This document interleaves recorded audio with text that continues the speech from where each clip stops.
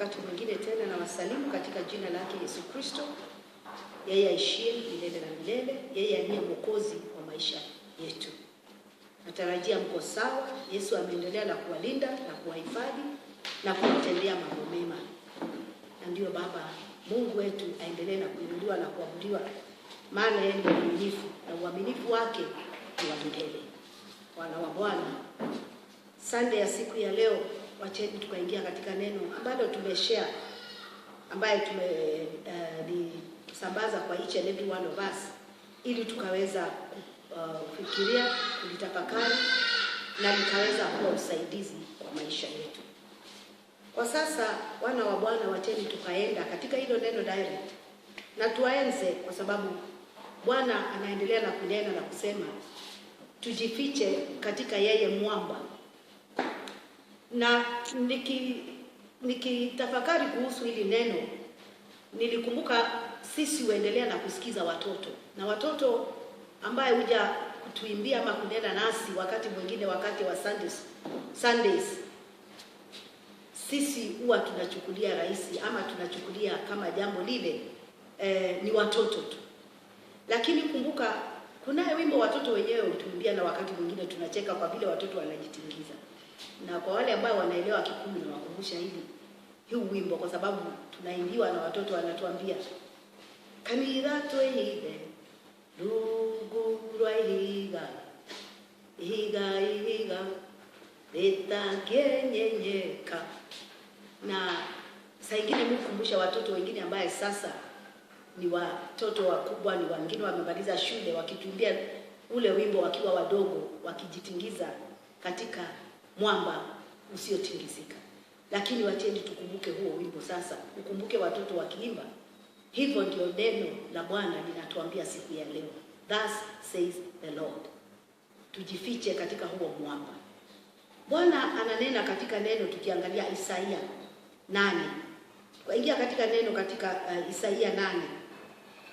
Na tusikie vile ananena nasi kwanza. Katika Isaia 8, tukitazama katika mstari wa 11, neno la Bwana linaendelea na kunena nasi na kusema, Isaia alineneshwa na Bwana, na Isaia akasema, maana Bwana aliniambia.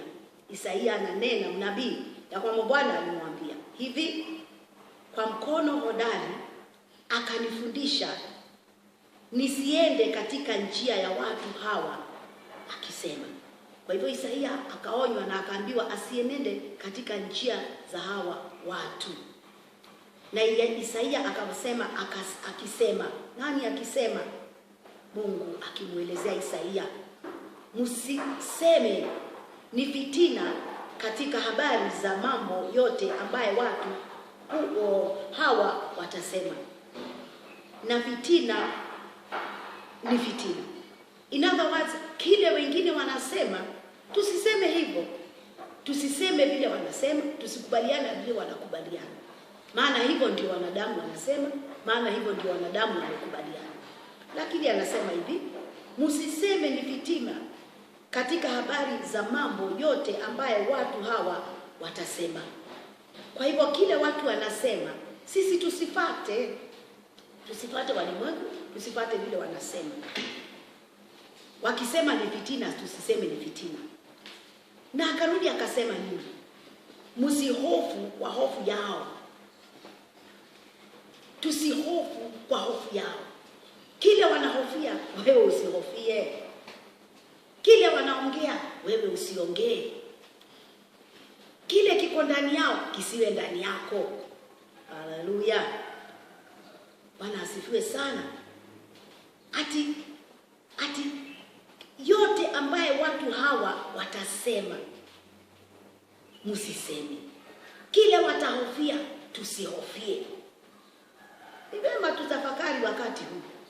Wakati mwingine hata kama sio yale yanaendelea kwa dunia saa hii, kuna mambo mengine watu nena kwa maisha yetu. Kuna mambo mengine watu nena kuhusu jambo ambalo linafanyika. Kuna mambo mengine watu nena kuhusu jambo ambalo linaendelea. Lakini wewe unasikiza? Wewe hayo ndio uko nayo? Wewe hayo ndio yanakusumbua? Maana anasema tusiseme yale wao wanasema, tusihofie yale wanahofia, tusiingiane na ya wao kwa hofu yao, wala tusiogope. Haleluya! Wala tusiogope. Waogopa wewe? Wahofia wewe?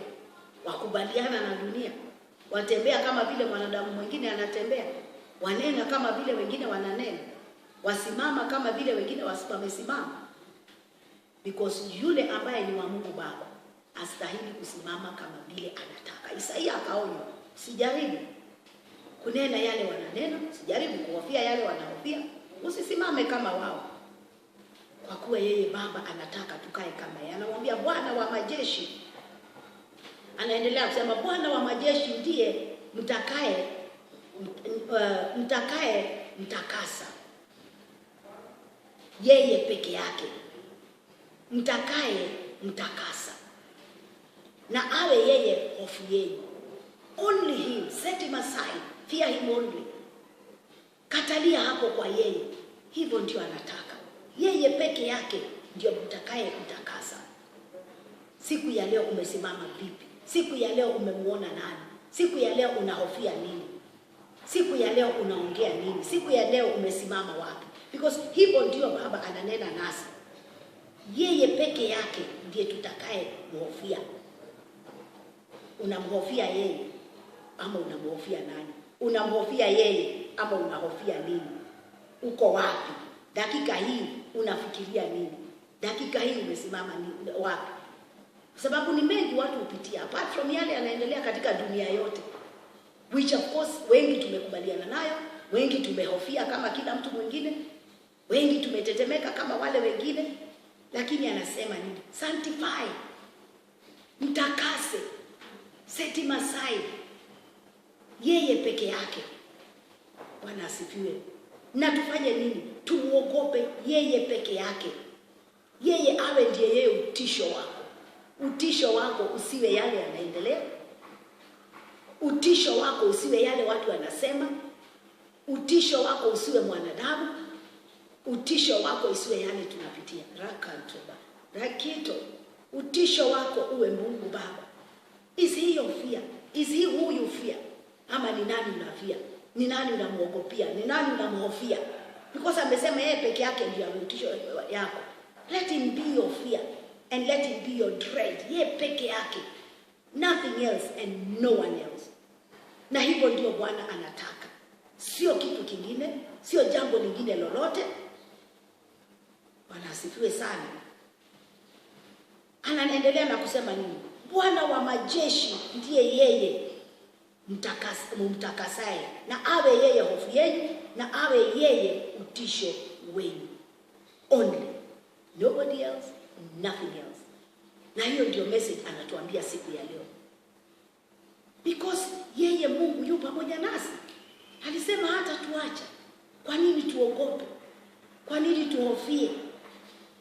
Tukiendelea katika neno again, katika Waefeso 2. Let us go to Waefeso 2, tusikie vile neno linatuambia. Tukiendelea na kutafakari vile Baba amenena nasi. Let us go again to Waefeso 2. Waefeso 2, tuangalia hapo verse 19. Let's look at verse 19. Basi tangu sasa nyinyi si wageni wala wapitaji, bali nyinyi ni wenyeji pamoja na watakatifu, watu wa nyumba mwake Mungu. Nyinyi si wapitaji. Hallelujah. Nyinyi si wapitaji. You're not strangers, you're not passerbys. Si kupita mnapita. Amewafanya wenyeji. Ndipo Bwana anasema siku ya leo, basi tangu sasa nyinyi si wageni wala wapitaji. So long as unajisikia mpitaji, so long as unajisikia ni kama huko sio kwako kweli, then utahofu, utaogopa, utanena kama wengine. Lakini wale walio wa nyumba moja unena kama vile wenye nyumba ile usema. Na utasikia watu wakisema watu hawa wa kutoka mahali fulani huwa hivi na hivi. Kwa nini? Kwa sababu huo usemo huo kule na kule wao watu ishi vile. Nasi tunaambiwa hivi, basi tangu sasa nyinyi si wageni wala wapitaji. Unless wewe ni mpitaji, unless wewe ni mgeni, utaogopa na utahofia. Kwa maana wale walio wa Mungu sio wa kuhofia na sio wa kuogopa hata kidogo. Bali nyinyi ni wenyeji pamoja na watakatifu. Na kwa hivyo kama wewe ni mwenyeji pamoja na watakatifu, kaa kama mwenyeji. Kaa kama huko ni kwako kwenu katika ufalme ambayo tunamwambia ufalme wako na uje. Wewe uliye wa ufalme, tukae kama wana wa ufalme. Alisema tutakuwa wafalme, kuhani wake. Wewe ni nani? Kwa kuwa wale ambao wanahofia na wananena vile dunia inanena, basi ni wa dunia. Na Biblia imetuambia sisi si wa dunia hii tena. Lakini wakati tunaongea kama dunia na tunakaa kama dunia, basi sisi ni wa dunia. Lakini anatuambia tusinene kama wao, tusihofu kama wao, tusitembee kama wao. Hapo tuache kuogopa. Bali nyinyi ni wenyeji pamoja na watakatifu, watu wa nyumbani mwake Mungu. Mmejengwa juu ya msingi wa mitume na manabii. Hapo katika huo msingi wa mitume na manabii. Mitume na manabii walitembea wakijua Mungu ni nani. Elisha akaelewa na akasema, Mungu ambaye mimi umuitaye, nimesimama mbele yako siku ya leo, wacha hawa watu wajue wewe ni Mungu. Umejengwa katika huo msingi. Wale ambao walisema mfalme na uishi, lakini tunajua hata huu moto ukija hautatugharakisha. Lakini kama ni mapenzi yake Mungu tutabadilika. Lakini tunajua atatuokoa. Umejengwa katika huu msingi. Watu ambao walitupwa korokoroni na badala ya kuhofia wakaimba. Umejengwa katika huo msingi. Umetetemeka wewe? Kwa sababu ametuambia mmejengwa juu ya msingi wa mitume na manabii. Wale ambao walisimama Mose na kuinua mkono na kusema, ngojeni muone mkono wa Mungu. Wewe unasema hivyo siku ya leo? Ngojeni muone mkono wa Mungu. Unaongea nini wewe? Unasema nini wewe siku ya leo? Kama ni kuhofia, unahofia. Oh, haleluya. Naye Kristo Yesu mwenyewe ni jiwe kuu la pembeni. Katika huo mjengo ambao wewe umejengwa, wewe ambao unanisikiza, juu ya huo msingi wa mitume na manabii, kunaye yeye Yesu Kristo mwenyewe akiwa jiwe la pembeni. Amedhibiti huo mjengo. Heranshika. Na wale walio katika roho ambao wamekataa kuongozwa na mwili, lakini wamekatalia pale ndani ya roho, hawatingizwi hata kidogo. Hawatetemeshwi na chochote kile. Maana hawaneni kama dunia, hawaneni kama wengine. Because wale wananena kulingana na vile wanaelewa na vile wanajua na vile wamefunzwa. Huwezi walaumu. Lakini wewe ule umemwamini, unajua vile amenena, unajua vile amekuahidi, unajua vile alikuelekeza wewe. Ama uko wapi? Mjengo umeushika upi? Rikato mozaya hintarobo shekelia tai ukaya ndorobo. Katika yeye jengo lote linaunganishwa vema na kukua hata liwe hekalu takatifu katika Bwana. Katika nani yeye? Katika yeye nani? Jiwe la pembeni. Tumeunganishwa na kusimamishwa vema. Let us not be shakeable. Let us not be shaken. Wacha kutetemeka, wacha kutetemeshwa na yale Bwana hajakuambia utetemeshwe nayo. Let us stand firm and be counted. Kwa sababu sisi ni wana wa Bwana. Katika yeye nyinyi nani? Mmejengwa pamoja kuwa maskani ya Mungu katika roho. Iwapi maskani ya Mungu? Yeye alisema hata rudi kuishi katika hizi nyumba ambazo tumejenga kwa mkono. Akasema katika hekalu ambaye imemkubalisha. Akasema nimesimama mlangoni nikibisha. Yule ambaye atakayefungua nitaingia. Mimi, Baba, Mwana na Roho wataingia katika hilo hekalu. Na anasema katika yeye ninyi nanyi mmejengwa pamoja kuwa maskani ya Mungu katika Roho. Kwa hiyo wewe ni maskani ya Mungu. Nataka utafakari siku ya leo. Ndio hatuji fellowship, ndio hatupatani kwa makanisa, but hekalu iko wapi? Na hekalu ni wewe. Let us wake up. Tutoke katika usingizi wa kiroho. Tutoke katika kukubaliana na dunia. Tutoke kutembea kama dunia. Kama tumejengwa katika huo msingi. Mitume waliposabaratishwa, walienda kila wengine pande hii, wengine pande hii. But they were never shaken. Mahali walienda walisimama. Because kile kilikuwa ndani yao hakikutolewa na yeyote yule. Ni nini kiko ndani yao? Uko kwa msingi gani wewe? Umesimama vipi wewe? Ni swali nataka ujiulize siku ya leo. Bikayando. Ninataka ujiulize ndani ya moyo wako. Hakika mimi nimejengwa wapi? Nimesimamishwa wapi? Ni nani katika hii njia ya wokovu? Because kile Bwana alisema hagairi, hatabadilika na hajabadilika. Sisi ndio tunaendelea na kubadilika. Sisi ndio tunaendelea na kubadilika. Na ukiendelea utasoma katika Matthew 21:42 hapo Jesus is talking about the cornerstone. Ni vizuri tuendelee na kuona hata Yesu mwenyewe akasema kuliandikwa. Yesu anasema kuliandikwa. Akikumbushana kuliandikwa katika Isaia, because katika Isaia pia Isaia mwenyewe alikuwa anaambiwa habari ya hiyo mambo. Danieli pia akaonyeshwa na akaelezewa kuhusu lile jiwe. That stone. Kwa hivyo naye Yesu akiongea katika Mathayo anaongea kuhusu kuliandikwa. Kwa hivyo alikuwa akiwaambia katika siku za kina mitume, siku za manabii walielezewa kuhusu jiwe. Akawaambia kuhusu lile. Na akasema litakuwa kwa wale ambao hawataamini. Lakini kwa wale ambao wataamini wataokoka. Watapiganiwa, watasimama, watadhibitiwa. Hebu tuondokeni katika uoga siku ya leo. Let us stand firm. Because unaona neno linatuambia kwamba Isaya aliambiwa kile wamesema tusikubaliane na hicho.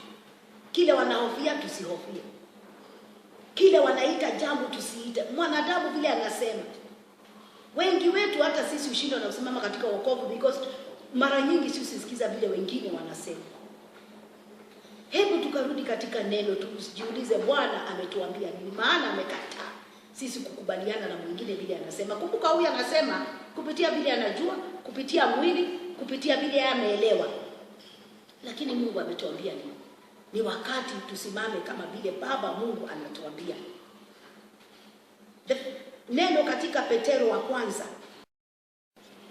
Kwa kuwa imeandikwa, tuko katika 1 Petro chapter 2 verse 6.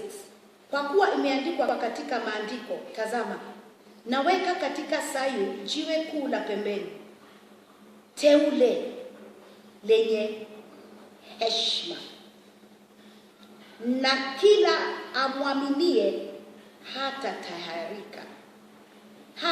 tahayarika. Bwana asifiwe. Kila amwaminie.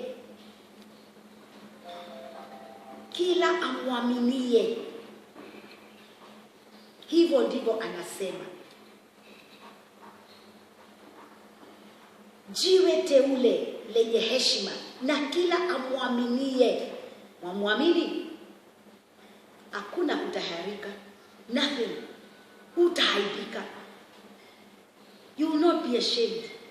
Hutashindwa, hutachekelewa, hutadhihakiwa. Because mwishowe yeye atafanya uebuke mshindi katika yote. Hata kama saa hizi wanaweza akakuchekelea, wakuulize kwani Mungu wenu wako wapi? Kwani anafanya? Simama. Amesema bora tukae katika hilo jiwe teule lenye heshima. Saa hizi ndio litakosa heshima, saa hizi ndio litakudharauliwa, atakubali? Wewe jiulize. Na kila muamini, hakuna kuchekelewa, tusimame vema, kwa sababu amesema basi heshima hii ni kwenu nyinyi mnaoamini. Wewe unayeamini, one day watakusaluti na kusema kweli Mungu wako ni Mungu. Nishasikia wakisema kweli Mungu wako ni Mungu. Sio wewe kuwaambia, wao wenyewe watakiri, bali kwao wasioamini jiwe waliolikataa waasi limekuwa jiwe kuu la pembeni. Tena jiwe la kujikwaza mguu na mwamba wa kuangusha, kwa maana kujikwaza kwa neno lile wasiliamini, nao waliweka kusudi wapate hayo. Bali nyinyi ni mzao mteule, ukuhani wa kifalme, taifa takatifu. Sijui kama wanisikia. Nyinyi uzao teule, ni kuhani wa kifalme, taifa takatifu, watu wa miliki ya Mungu, mpate kuzitangaza fadhili zake yeye aliyewaita mtoke gizani mkaingie katika nuru yake ya ajabu. Sijui kama umeingia katika hiyo nuru yake ya ajabu. Wewe ambaye amekuita mteule, uzao mteule, ukuhani wa kifalme. Sio kawaida. Wewe sio mtu wa kawaida. Ondoka kujidhania wewe mtu wa kawaida. Ondoka kujiona kama wewe ni mtu wa kawaida. Huya, hakuna lingine lilipasalo kuokolewa kwalo. Hatuna jiwe lingine na hakuna kwengine kwa kwenda. Hatuna pengine pa kwenda. Tukiangalia katika Warumi 9. Warumi 9.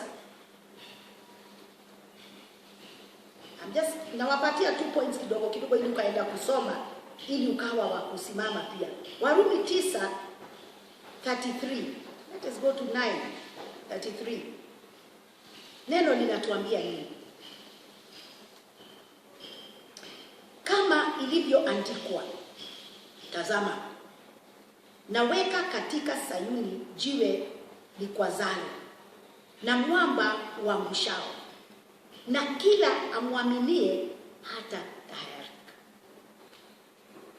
So siku ya leo, wateule wa Bwana, we are not going to be ashamed.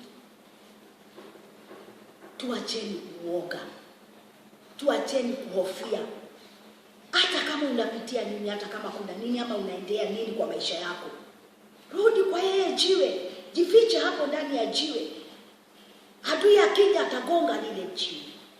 Adui akija atapata umejengwa vema. Hautatetemeshwa, maana umejenga katika ule msingi. Hakuna awezaye kuondoa huyo yeye jiwe. Hakuna awezaye, maana umejengwa pale vema katika msingi wa mitume na manabii. Angalia vile walipitia mitume manabii. Yale walipitia, si ati kwamba walipitia micheko. Walikuwa upitia mazito, but kwa kukiri kwao na kujua ni nani wamesimama kwake. Wako katika ufalme gani, wako katika nyumba gani. Walitoka washindi. Sisi usoma mahali walipitia na tunasoma ushindi. Wao ufikiria vile walikuwa nasikia ile dakika walikuwa wanapitia, yale walikuwa wanapitia. Do you ever think about it? Vile unasikia saa hizi ndio walikuwa wasikia. Saa nyingine kuhofia yako ama yale unapitia kwako, kuna uzito, sijui kuna mambo gani inaendelea kwa nyumba yangu, sijui kuna nani, sioni sasa nitaombewa wapi, makanisa yamefungwa, sijui. Rudi kwa yeye jiwe kutoka dakika hii, in the mighty name of Jesus Christ. Yale unapitia saa hizi tuiachie yeye, kwa sababu anajua yote. Na ninakuahidia ya kwamba ukikubali kurudi kwake na kukaa hapo, yote itafika mwisho, na inaenda kufika mwisho katika jina la Yesu Kristo. Depending on what you believe, na vile wewe unakiri. Kwanza tuache kukiri kama wale wengine wanakiri, tuache kusema kama wengine wanasema, tuache kusema yale wengi ama dunia inasema. Let us from today onward say, sisi ni zaidi ya washindi katika Yesu Kristo. Anza kukiri, ambia mwingine, ukikutana na mtu mwambie ni mimi ni mshindi. Ukikutana na mwingine mwambie ni mshindi. Ukisikia wewe ni mgonjwa sema nimepona katika jina la Yesu Kristo, maana kwa mijeredi niliponywa. Ukikutana na mazito sema I am a victor, sitaki kujua, mimi ni mshindi. Na ukisikia kuna vita sema vita sio vyangu, Baba aliniambia ni vyake. Kujilipishia ni kwake. Endelea ukikiri. Na mimi najua umeshinda kwa sababu ameniambia umeshinda. Mimi najua wewe uzaidi ya mshindi kwa sababu ameniambia wewe uzaidi ya mshindi. So anything else I don't want to know. Na sitaki kujua. Kwa hivyo kutoka and may God bless you all. Mkiendelea na kuwa washindi in the mighty name of Jesus Christ, the Son of the living God. Amen and amen.